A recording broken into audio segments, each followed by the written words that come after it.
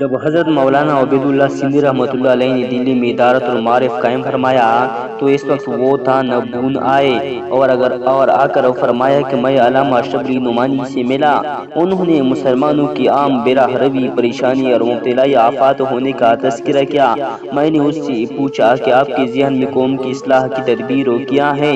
علامہ شبلی نے فرمایا کہ قوم کی اصلاح صرف وہ لوگ کر سکتے ہیں جن کا قوم پر مکمل اثر ہو، اور یہ اثر بغیر تقدس کے نہیں ہو سکتا، اور تقدس بغیر تقوی اور کثرت عبادت بغیر ذکر اللہ کے حاصل نہیں ہو سکتا۔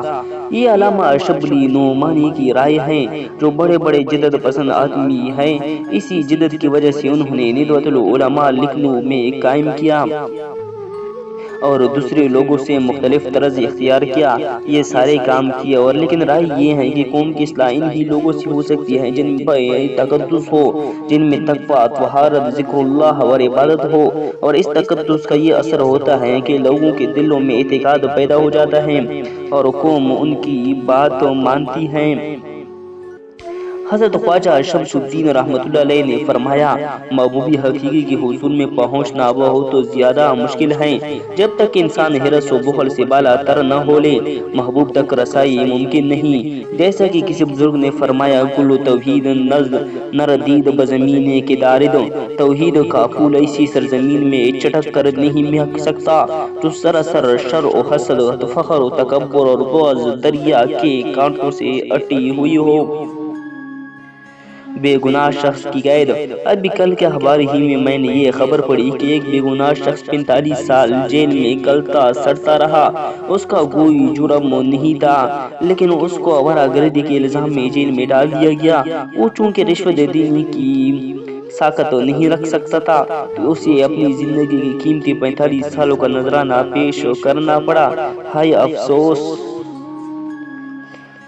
ایک شخص ایک غلام کو کسی کے ہاتھوں بیچنے لگا اور بیچتے وقت خریدار سے کہہ دیا کہ اس غلام میں کچھ عیب نہیں، مگر یہ کہ چغل خور ہیں۔ خریدار نے کہا کہ کچھ مذائقہ نہیں۔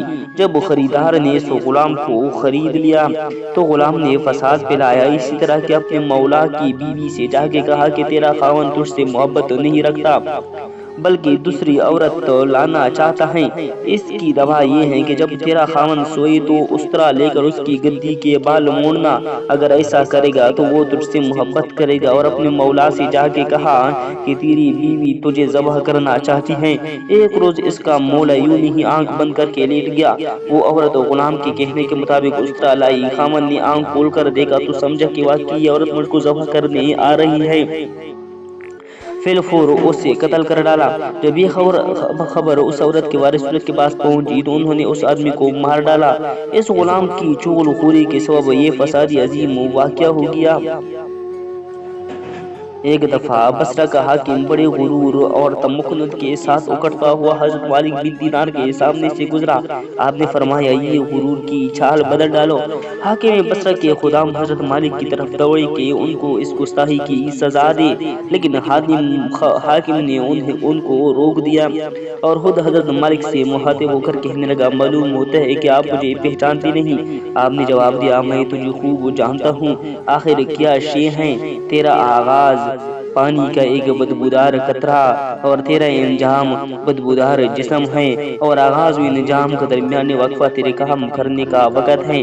اس دوران جیسا بوئے گا ویسا کاٹے گا۔ حاکم بصرہ نے یہ سن کر گردن جھکا لی اور چپکے سے چلا گیا۔